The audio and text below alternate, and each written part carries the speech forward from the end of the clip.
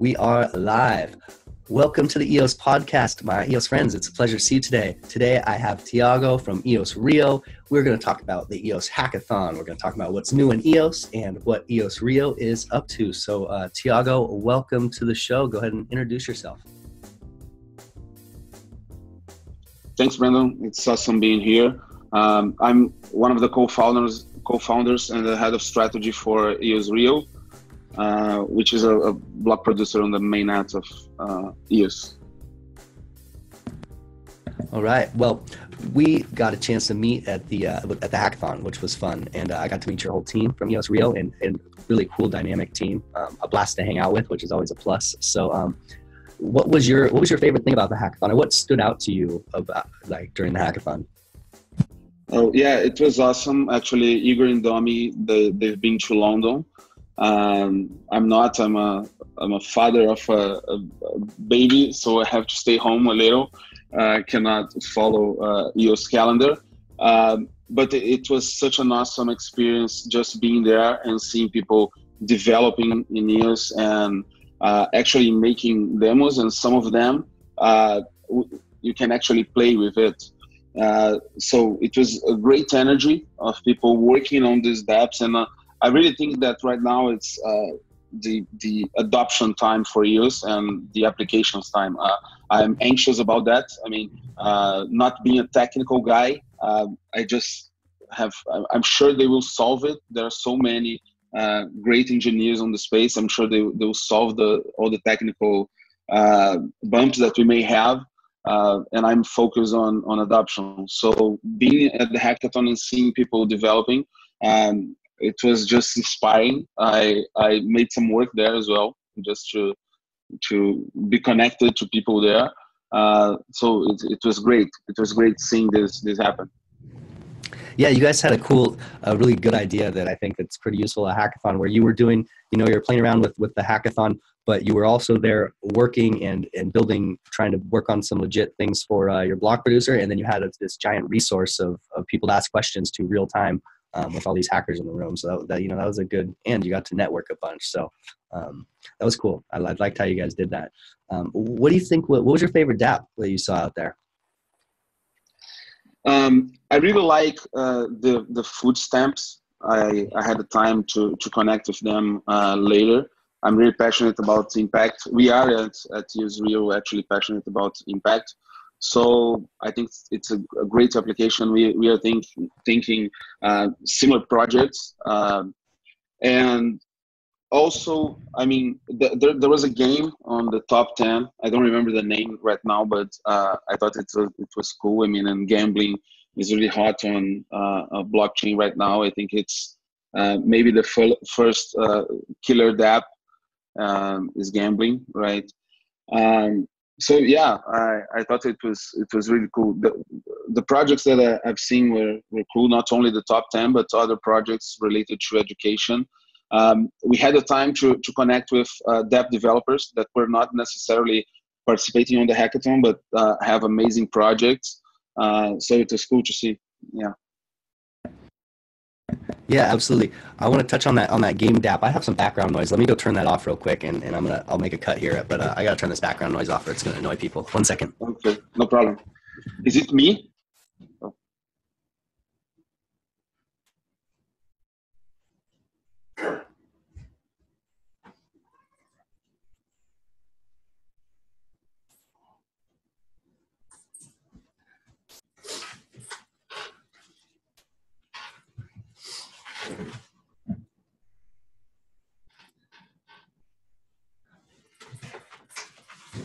Okay. Do you think it may be me, or it's definitely you? The noise. Oh no, it's me. It was there's a fan running in the background, and so I can hear when I mute my mic. There's kind of this white noise that goes in and out. So yeah, it was me. Oh, okay. Yeah. So we are live again. So that video game dApp that you talked about was really cool. I thought that it was. Sometimes I like these really simple dApps because they're usable right now. Like you were talking about the gambling dApp, and there's some pushback against those because people are saying, well, it's not this big beautiful plan that's going to change the world, but it is a use case. And so that's what I liked about the video game dApp is that it was a game. Cell phone games are amazingly popular. These cell phone games that just take, like Candy Crush, that you're just tapping on the screen and making something happen. And that game app where they were basically allowing the high score to be able to have part of the rewards, and you're paying like you'd pay tokens into an old school arcade game. But the difference is when you get the highest score, you get a payout. I think that's a really cool concept. A challenge game, games of skill that you can get paid for. Was pretty cool, and they had it live, so you can try it. So, and it was Tetris, by the way, if anyone was wondering what game they were using for that. So, yeah, and it's cool because they are just making a twitch in a business model, and for me, it makes a lot of sense. So that it's kind of like poker. So you're moving actually kind of away from gambling, but it's still like on the general category. And I mean, it's something that people are using EOS too. It may not be the most impactful use, but I think it's important in the sense that it makes blockchain grow actually, because it makes networks usable and used. It creates actual value. So I mean, those are the easy things, right? That come first, and then we can build more serious or impactful applications, really. Yeah, that's a good point. That's definitely an example of low hanging fruit. Those easy wins that you take early to build a base. And so, I'm definitely on board with you there. As far as the dApps that won the hackathon, what were your thoughts on that? We can start with Nougat. I believe they got first place. So that's essentially a decentralized GitHub. What were your thoughts on that one? Yeah, I think it's really great because they kind of hacked a model there, and it's a model that I think it's kind of ripe to disruption. And we have been thinking on EOS Rio, on our organization, we aim to be a very flat and non-hierarchical organization, and in the end, just create opportunities for great talent to come to work with blockchain. So we want to be ourselves a platform where we can kind of reward people based on what they deliver, and I think that Nougat goes that way.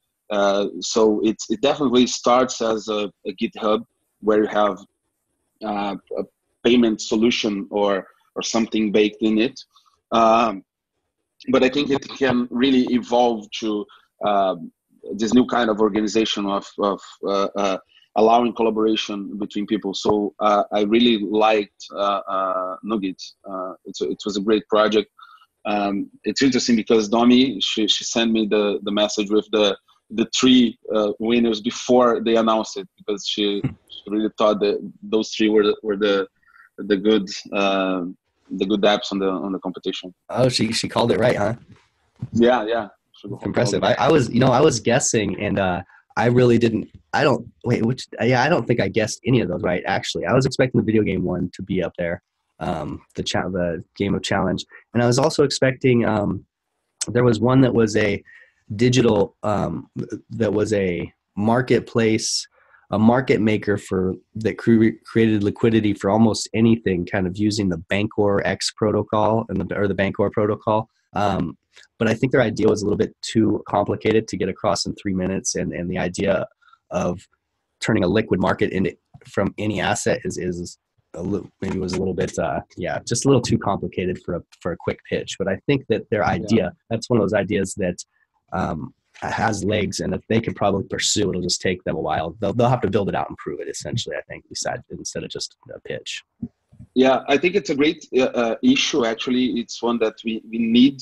This I actually see the future of blockchain with inter-blockchain communication, and you being able to trade tokens back and forth with no friction, actually. And I think that Bancor is trying to do that. And it was a great idea. I did not have the time to talk to the guys and really understand what they were proposing. But yeah, it was a great idea. I love the medical records thing also, which is also a great problem, and we have lots of projects trying to solve that. We have a project here in Brazil trying to solve that as well. So yeah, I like the gaming. I love the shipping solution that got, I think, second place, right? I just loved it. I think it's great. I think they have a thing with I mean, just getting the financials in the right place, because it have to have an incentive for people to do it. So and it cannot be that expensive on the other hand. But I mean, I don't know if you have you ever seen the Indian guys, the guys in India that they deliver food from people's home to their work, and they do this in a. I haven't seen that. No. It's awesome. I just have to Google here the name of the guys. They basically have this intricate logistics chain to get food at home and deliver at work, and it works perfectly like that. There are people that get to the train station, then people on, I don't know, motorcycles that get to another distribution point, and then you have like people in bikes or that actually deliver the thing. So I think it was a great application for blockchain. Really liked it as well. Yeah, that is a great it's that. So for people who may not know what that dApp that you're referring to as, basically it's like a decentral, it's like an Uber for delivering packages almost. So and it is especially relevant in places that are outside the reach of like Amazon packages and things like that, where if you want to send something, someone can get paid to deliver it, and if they only are able to deliver it maybe halfway there, then at that point they can hand it off to someone else, and it can be delivered the rest of the way. It's tracked on the blockchain as it goes. People are paid, and it's verified that the package is in good condition along the way as well. So it basically gives you this far-reaching network of people to deliver packages in places where that's not necessarily possible at this time, and that's even in the States in some places. An example is on Indian reservations. Some of them don't have those services, but this would be a perfect place where they would be able to deliver for themselves and have it recorded on the blockchain. So that was the big idea behind that one, which was a cool idea for sure. And they were called Pollinate, the team. Pollinate, yeah.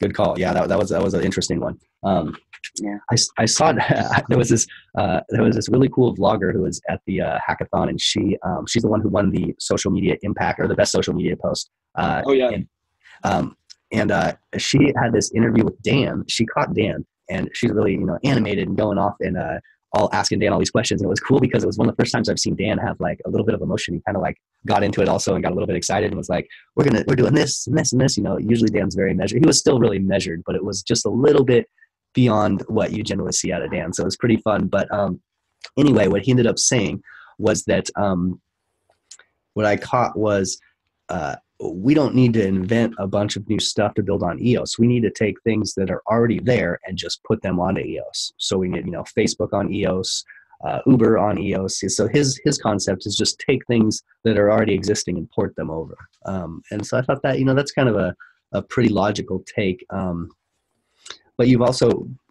that's counter to what you hear some people say. Some people say they're sick of hearing like that analogy, Facebook on EOS. But I mean, that's really kind of what Dan sees happening.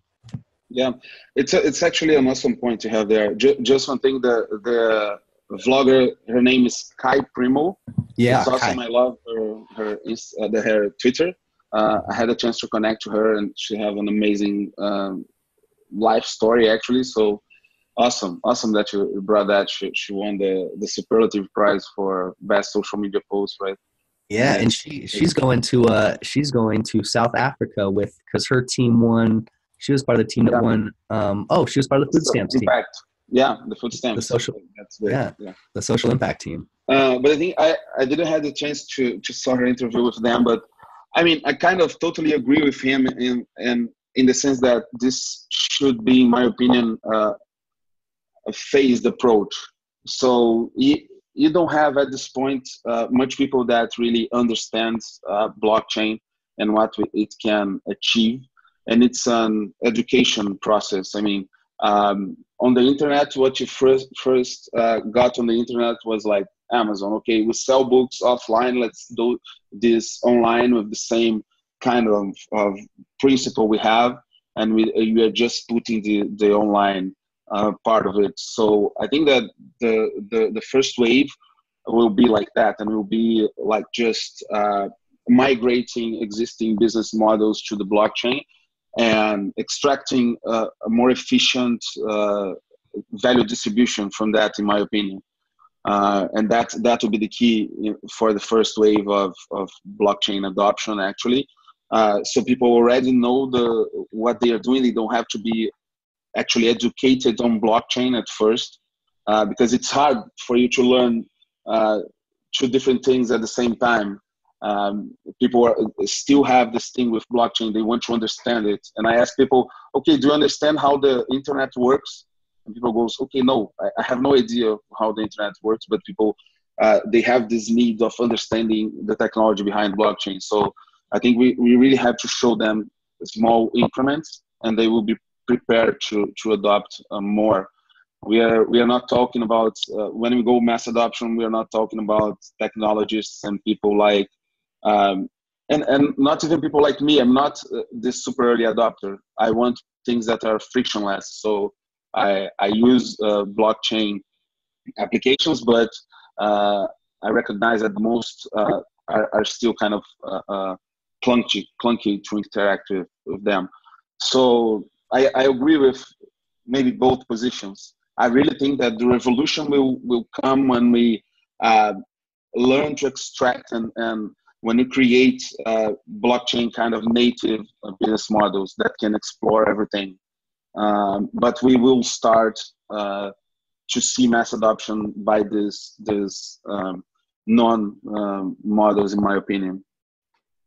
Yeah, I think that's a really good point.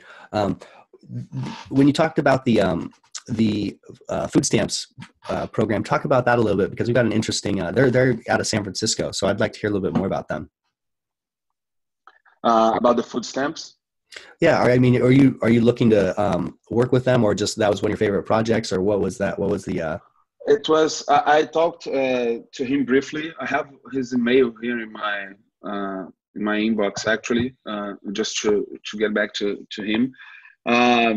What I think is that I really believe, and being in San Francisco, it's quite an experience, because you have a lot of homeless people, and I was seeing it's actually a problem, including for tourism in the city, and tourism is big in San Francisco also, right? And I keep thinking, okay, I totally agree. I watched, actually heard your podcast, I think with Kevin Rose on the Universal Resource Inheritance by the Larimer, and I think that blockchain have this capability of solving distribution of value, which we cannot do that well with our current system, right? So I really think that these initiatives that bring this kind of social impact to EOS, they are great.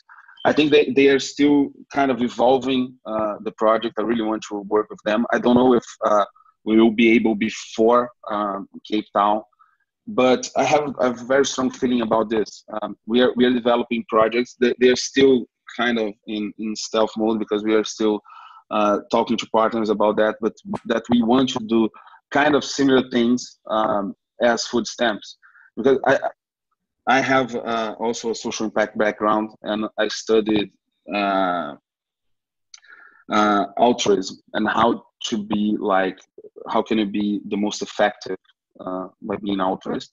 And I've read a couple of times that the best way to help is just to give money away to people, but you have to make sure that they get to people that need, and they will make the best decisions with that. Basically, they can eat, or they can I don't know, pay for education, or do things that they will know how to use it, and they will use them in the best way. Some will drink and do other things, but in general, it's the best approach, impact for dollars.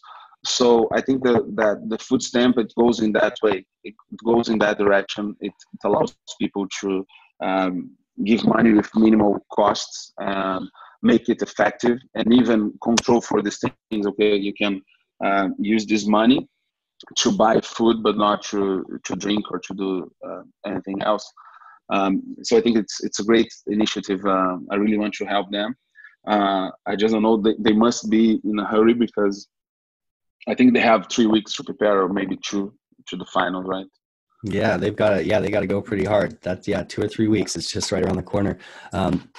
We've got an interesting, a really cool group in San Francisco called Code for America, and they do little mini hackathons to fix government agencies. So they'll go into, say, like a good example was they helped the DMV in the Bay Area. And the DMV is the Department of Motor Vehicles. It's this notoriously horribly slow, bureaucratic, clunky machine that everyone hates because, you have to do these things to keep your car registered and stay legal. But to do that, you have to operate through this garbage system that ruins everyone's lives because it's so slow and inefficient. So anyway, something Code for America did in the Bay Area was they went to the DMV website and they made the UX really beautiful. So it was easier to schedule appointments. It was easier to register your car. It was easier to do all these things through the computer and it only took them a weekend to fix all these things that have probably saved thousands and thousands of hours just since they did it. But Code for America addresses things like the food stamps and how people can sign up for them and making that easier for people to stay current, et cetera. They kind of take these convoluted government systems and make them more accessible to people. So that may be a interesting place. Maybe there's some synergy there between that food stamps team and the Code for America team in San Francisco. They may be able to maybe connect and work together. So that's interesting. Yeah. That'd be awesome. Yeah. Well, you're back in Rio, Brazil now. And I'm kind of jealous because the weather's starting to get cold here, and I love warm weather. I see the beautiful sunlight shining through your back window there, and I'm like sitting here. You can see that's a good representation of how it feels here. That little dark. Yeah. But let's talk about EOS Rio and what your team's up to. I know you've done a bunch of projects. So let's talk about the kind of big projects you had. The Simply Reg, which is the saving the EOS accounts that weren't registered. How's that been going? Yeah, that's been a cool initiative because and I mean we are kind of one of the storefronts for EOS because we also have a wallet. So we always get the hit of people that, I don't have my money. Where's my money? I'm not registered. And there were kind of these waves of people, okay, you are now in this fallback and you can access your EOS. And then finally, I think 4.5 months after mainnet launch, we had we were ready to save those accounts that were not contemplated before. So it's been cool. We've seen a steady increasing in people claiming their tokens. We've been participating in the project in different levels. I mean, we did the front end because we have Domi and her team that are good at UI. So this is great. And this goes well with the wallet because we are always getting people there say, okay, where's my money? I cannot, my private keys are not working. How can I get the use that I forgot on my Ethereum wallet a few months ago? So it's been great, but it's actually a joint work with teams from EOS Argentina, EOS Canada, and EOS Authority.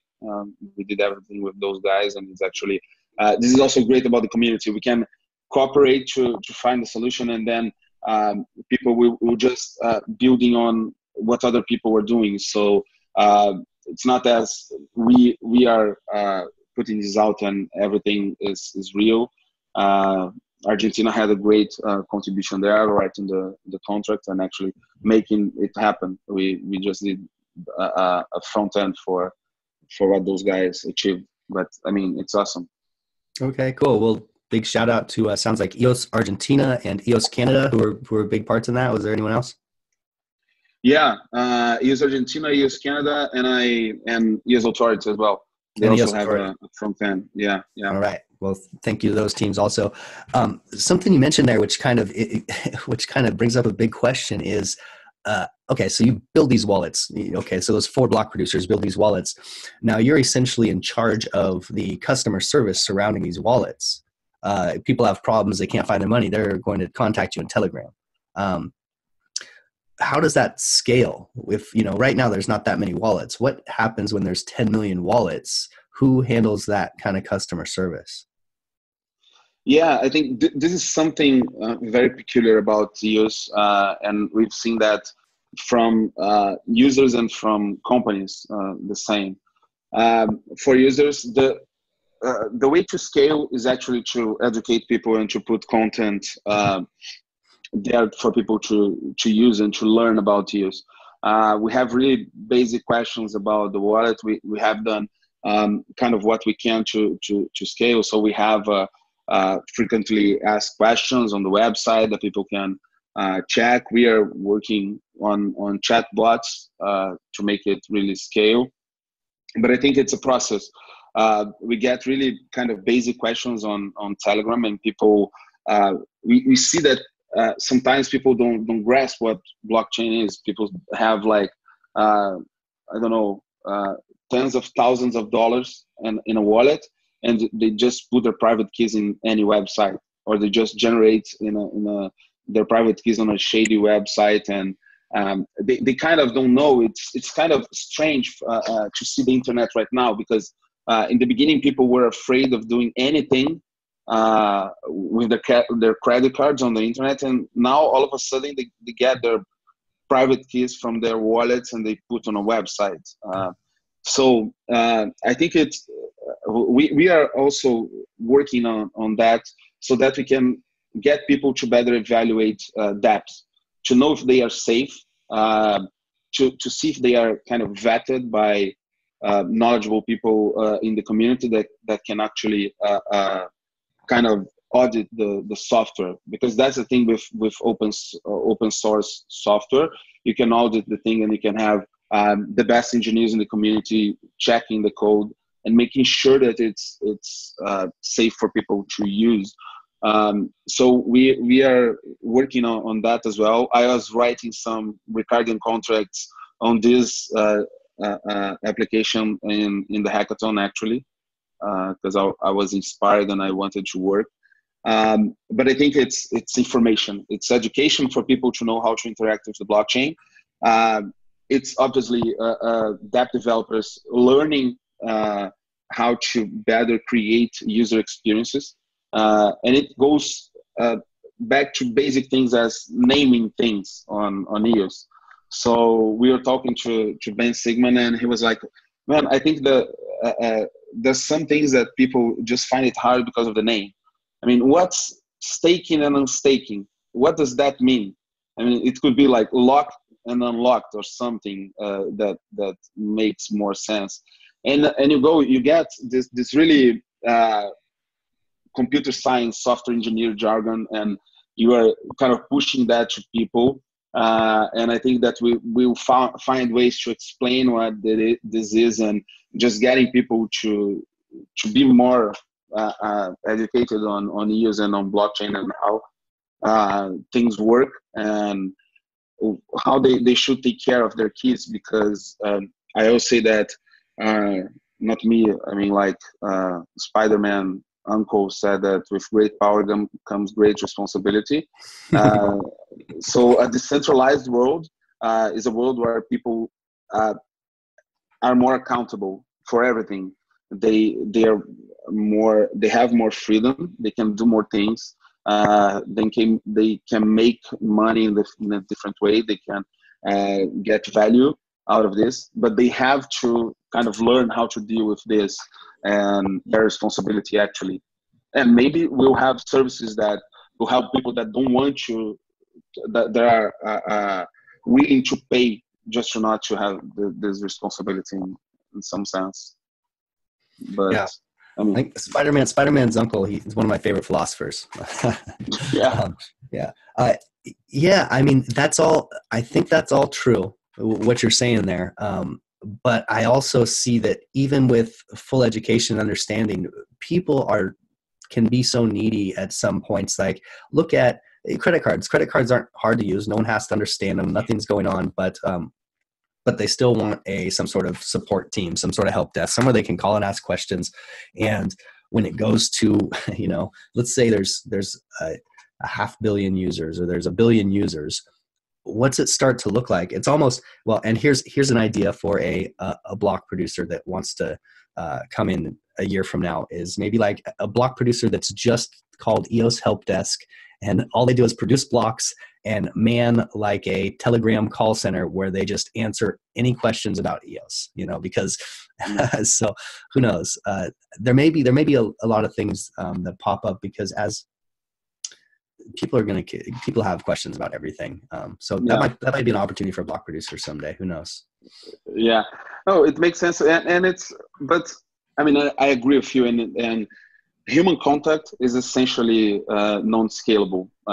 So you need community as well. And you're totally right. It's not just about education. And what we see on the Telegram group actually is that people start helping each other. We just keep thinking, okay, how can we reward people that are helping each other on the Telegram? And we want to do this. But the thing is, there are a lot of people there that they know very well blockchain, and they like helping other people.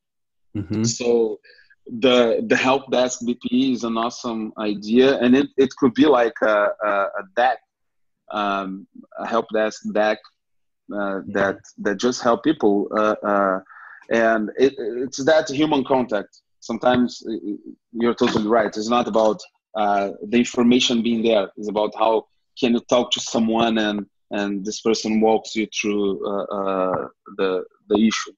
Yeah, I'm a good example. I mean, the reason that I do this podcast is because my favorite way to learn is by asking questions as things go along the way. That's how I learn best. And so the podcast is a way for me to learn and put information out for other people to hear. So so the human, what's cool about the EOS community, like you're saying with the human contact, is that most of the people in the community are so savvy, and they've been digging so deep that they have a lot of insight. Like almost everyone I talk to regarding EOS has a ton of insight, and some of the comments I get in my channel are just, they'll catch things, they'll correct things, they'll bring up points that I missed, they'll things that I don't know the answer to, they'll tell me the answer to. So it's like the people listening to this show a lot of times have a bunch more insight than I have. And so it's like the community's everywhere and is really helpful, which is pretty cool. Yeah, this is awesome. I really like this. And we've had feedback from developers about that as well, that they like this community thing. And I think that this kind of decentralization and what we were talking, I mean, people don't know where to go kind of for resources on EOS, because it's not, it's really decentralized. The way that the network was deployed was decentralized, and there is no single institution that kind of represents or have this kind of political power. So people keeps asking, sometimes companies get to us and say, okay, are you EOS? Is EOS wanting to do that? I say, we would like to do that for the community. Maybe the community like to do that as well. We may have another BPs on board, but there is no EOS wants. It's really a community effort. So, I mean, maybe unlike other projects that people are kind of used to have this almighty figure or something, or institution that actually makes the decisions. In EOS, it's so decentralized that, I mean, kind of people feel compelled to help each other, and the way it worked before, and it's actually a growing community, right? People are getting more involved, and you are just expanding the circle. It's beautiful to see, actually. Yeah, absolutely. That's one of the strengths of the decentralization and the community that's pushing towards the same, this big dispersed community pushing towards the same common goal, but all in different ways. It's a really grand experiment, to say the least. So you guys are your team's working on some other things. I know that you have the meetup in Sao Paulo. How's that been going? And I've been looking at, we actually are starting a meetup in San Francisco, EOS San Francisco meetup. How's that been going? Is it easy to gain traction, and any recommendations there? Sure. I think the best thing to get traction is just to get the price up. We have this experience. We have been hosting meetings from before the launch, and it was incredible. As the price goes up, people are more interested, at least in Brazil, because we are getting a community that is not actually blockchain, or the whole community is not blockchain. You have cryptocurrency, people that want to make the quick buck out of it. And then you have the blockchain community. So it's pretty much, we are going through this education process. We've been doing, we've done meetups in Rio, in São Paulo, in Florianopolis, and we are doing one next week with a developers workshop in Recife. So this is a pretty important work front, just to get, I mean, we have 200 million people in Brazil, and we probably have all the right issues for blockchain. I mean, we have bureaucracy, we have corruption, we have unbanked population, we have banks kind of oligopoly. It's really hard here in Brazil. So we just want to grow the community, and this is one of the pillars that we work. Okay, let's get this immense market to know EOS and to develop applications in EOS. And this also talks to another pillar that we have, that is support the development of dApps. And we are supporting some dApps here in Brazil. There's one going to beta right now, and it's basically tokenizing logistics or recycling, tokenizing the recycling action. So people, companies here in Brazil, they will start to be obliged to recycle their products and the casing for the products.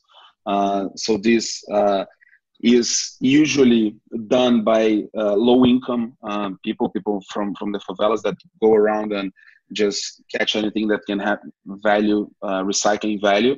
So other than selling this as a material, as waste, they will make money out of the tokens, so that the companies can prove that they recycle the material they are putting to market. So we have been working with dApps either in Brazil or outside. We have a few projects in that, and that's would be a second pillar. And the third would be to really work for kind of in community initiatives. I mean, it's not because it's EOS Rio's team, but we have a pretty good technical team. I mean, the engineers and under Igor's leadership, they are. We have just an amazing crew there, and we want to be involved with this really issues on the network. I mean, this is an evolving organism. We have only 5 months. Right now, we are working on an issue that we think it's important, which is the history API that will allow dApps to really develop and flourish on EOS. This is a precondition for that. So we are working with that, with other BPs, and trying to get a solution for this, and always try to be on this testing, security approach, network architecture, and all these things. So we basically work in this. What was the API called? Sorry, I missed that. What kind of API? History. It's the history API. What's that do specifically? I'm not familiar with that. It's the API that dApps consume to get information from the network. So if you want to know what's in a block and what were the transactions, you will call a history API. And you can have those like full history APIs, or just dApp specific. You can have all these filters. But as the blockchain grows, and right now it's like 1.5 terabytes of data, it gets harder just to operate these nodes. It tends to get more expensive, and it's just a few things on the block one implementation that are not scaling that well. So people are actually finding, searching for solutions for that, so that we can have more history APIs spread throughout the network. And actually, we are able to respond to requests from the dApps to have historical information on the blockchain. So this is some of that initiatives that's really base layer, but it's really important for the network. So we like to work with that. We have Igor knows a lot about the protocol and the smart contracts, and I mean it's great to be a part of this. And this is a collaboration. This is specifically a collaboration that we are doing with the guys from Lau Mau, EOS Café, and a few others that we are working with them on that. So I mean, yeah, those base layer developments are really important. I was just talking to EOS Canada a few shows ago and kind of had this realization that there's a lot of these tools that people don't necessarily understand or can't conceptualize that are huge parts of developers being able to build things that people can understand. You know, there's like this base layer of information, then there's the developers building dApps, and then there's the dApps, and then there's kind of the UX, and then there's the user that's actually experiencing this. So like down there at the bottom, there's some important shit happening that people don't realize is going on, you know? And so another API tool, that's cool. That sounds good. Yeah. You go ahead. No, it's just funny that the engineers, they have to work in I mean, they are system administrators to a system that need consensus of at least 15 different institutions around the world to change something. So it's kind of pretty hard doing this, but at the same time it's really stimulating because you get to work with people all around the world and you're solving real problems for real users, and you see the impact right away. So it's kind of addictive as well, and we love being we love working with that. Yeah, I can imagine kind of setting one of those free into the community and then seeing all the places that it branches out and is used and how it has kind of a ripple effect would be addicting is probably a good way to put it. Yeah. I know I talked to the person on your team who did Simply EOS. Sorry, I forgot her name. Yeah, Domi, but she was very excited about how when your team built the Simply EOS wallet, how it's kind of taken off, and to see it go out into the community is just a really, really fun experience. I thought that was cool. So yeah. And it's happened like that because we were working, and especially Igor and Domi, they were working like 24/7 during launch, and they actually kind of coded Simply EOS in 2 weeks. Before launch, because basically we needed a wallet, so they went and did that without sleeping. I was just saying, okay, go sleep, because I'm basically useless when developing software. I can develop specifications, and I can help them with that, and I can even review software to see if it's according to a specification, but not coding itself. So. And it was awesome because it's people all over the world using your software that you just created here in Rio and in 2 weeks. And so it just gets us into it and wanting to evolve this as much as we can. Yeah, that's great. You'd mentioned the Unbanked in Rio, and then I believe that you may have a partnership with, or you may be being a block producer for Warbly or a backup block producer. Are those connected? Is that kind of why you're thinking of doing that? Yeah, sure. I mean, we are a block producer for Warbly as well, and I think it can solve real problems, and it's one step closer to the application. I mean, having the KYC there, it will be really important for banking solutions. And we have been actually in talks with some initiatives in Brazil. Actually, there's one initiative that they started, and those are really basic problems. This initiative is called Banco Maré. What they did, basically, they went to a favela here in Rio, And what happens that because of the violence and all of the problems, the infrastructure problems that they have, that they did not have a bank agency there. There was no bank available to them. So people, in order to buy or to pay their electricity bill, for instance, they had to get on a bus and made a trip of 2 or 3 hours just to pay their bills, and they would lose their day of work by doing that because they have to go to the bank. So they let the bills accumulate, they pay interest on that.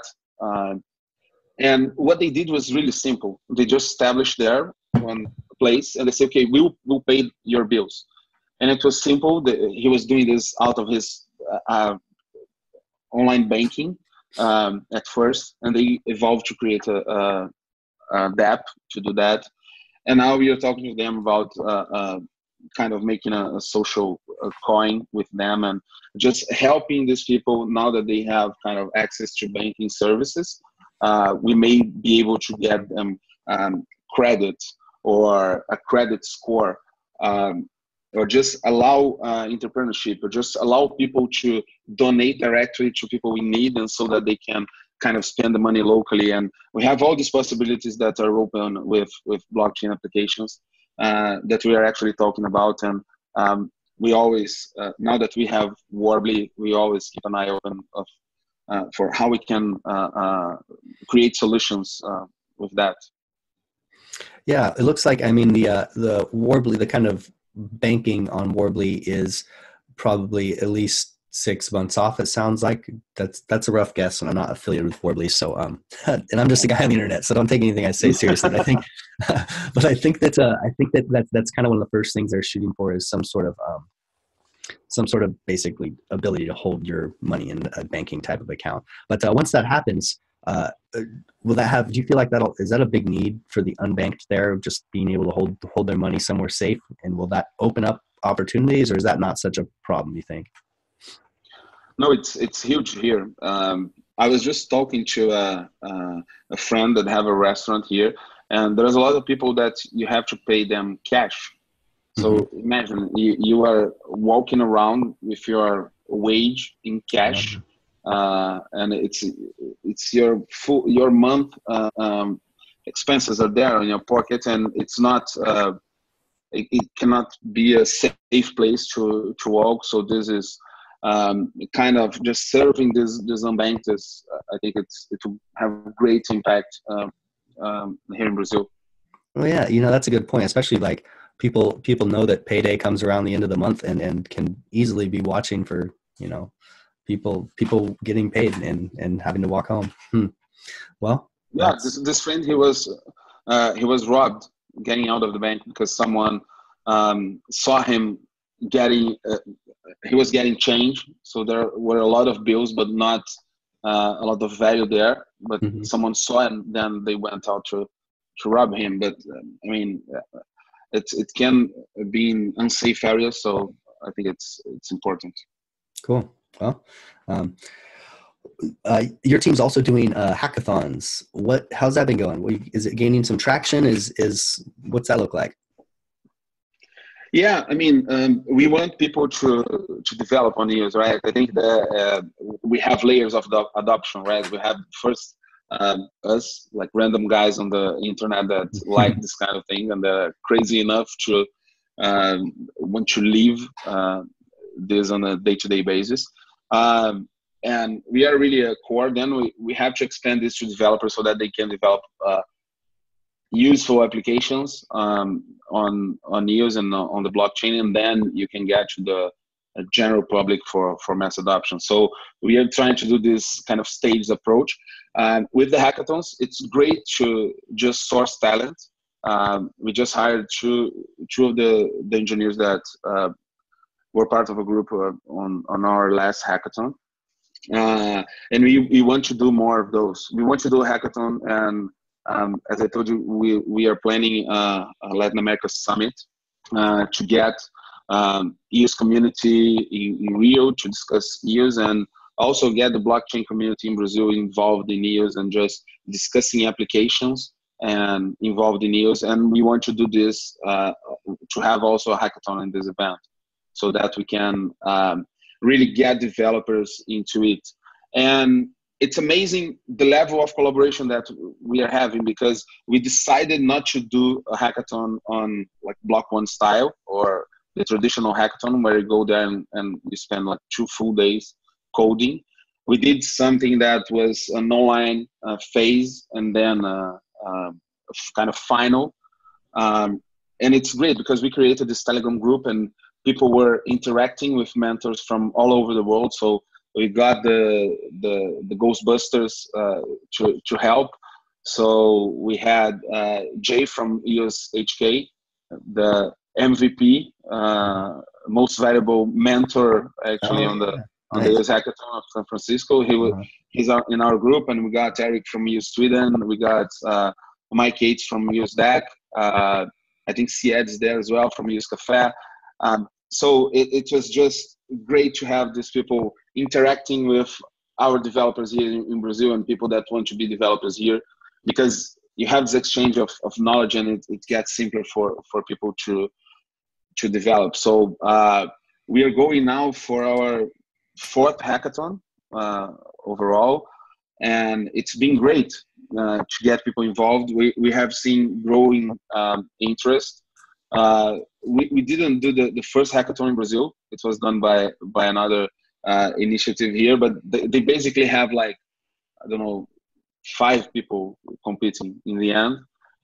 We had our hackathon and we got like 40 people on our first hackathon. Then we joined this first company to make a joint hackathon, and we had even more interest. I hope we can get to like San Francisco hackathon scale at some point, like having almost 500 people there and coding. It's great energy.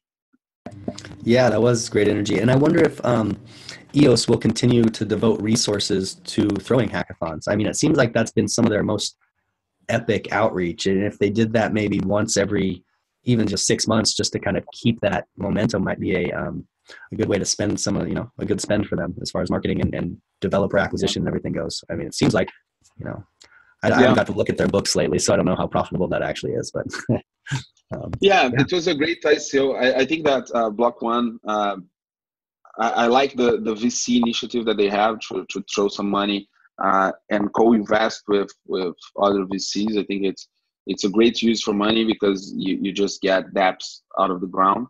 And also the outreach that they can have at the hackathon, it's incredible. I think it's just great if they could do other events. It would be awesome. Well, Dan, since you're listening clearly to this, we're proposing that the next EOS Hackathon should be in Rio. Me and Thiago will help you take care of it. So there you go. Yeah. That'd be awesome. Awesome. You mentioned, what was his name? Jake from HK EOS, who was the MVP. Is that right? Jai. Oh, okay. Jai. Yes. So he won the MVP, most valuable mentor, went up on stage at the hackathon. They gave him an award. They gave him a giant, conspicuous looking box with a beautiful bow on it. And he didn't open it on stage. He just took it away and left this giant mystery. He left a hole in my heart. And I need to know what was in that box, Thiago. Do you have any idea? Oh, I have no idea. I do not have the curiosity. I can ask him. I'll ask him what was in the box. What was in the box? You can maybe get him in the show, and he can say what happened, what was in the box actually. But I'll ask him. I can tell you later. All right, cool, man. Well, we are getting to the kind of last part of our interview here. So, what is in the future for EOS Rio? What's on the drawing board? What's the next year look like? I mean, the next year look like probably the next century. I mean, we are really living dog years here. It's almost unbelievable. Can you believe that we are only 5 months old with the mainnet? It's amazing. But we are planning to keep on concentrating on this kind of pillars that we want to work. I mean, really the infrastructure layer and Igor and Domi are such talents, and we now have a team working with them to really kind of solve these problems and make EOS evolve and help side chains as Warbly to grow. And I think this is one part that we want to really invest in. Igor is always looking for new technologies and experimenting new things to solve kind of issues that the mainnet may have, and we definitely want to work with that. And basically, we have a solid base there to work on. Other than that, we are doing the summit here in Brazil, early April. So that we have a nice weather down here in Rio and we can get everyone here. Surfers, I heard it's a good time for surfing as well. So, and we want to do this event, and this goes for the outreach in the Brazilian community and just kind of educating people down here and growing adoption. And the third part would be to collaborate with dApps. We have a few talks with what we think are great applications, and we really want to get this going. I mean, and this is how mature in order of maturity for the project. So we have a very mature kind of development software engineering team.